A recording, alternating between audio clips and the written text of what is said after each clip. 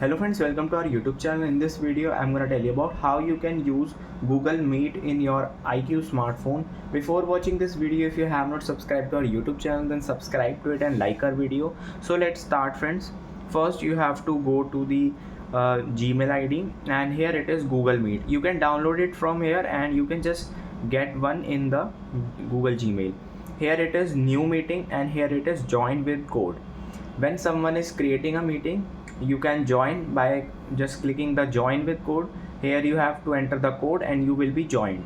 And if you want to create the new meeting, just here start an instant meeting or schedule. You can just click on start an instant meeting and you can see you can just share your invite from here, and this is how you can see.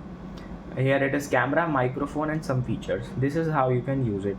I hope you like this video. If you like this video, then subscribe to our YouTube channel for more helpful tips and tricks videos. See you next time.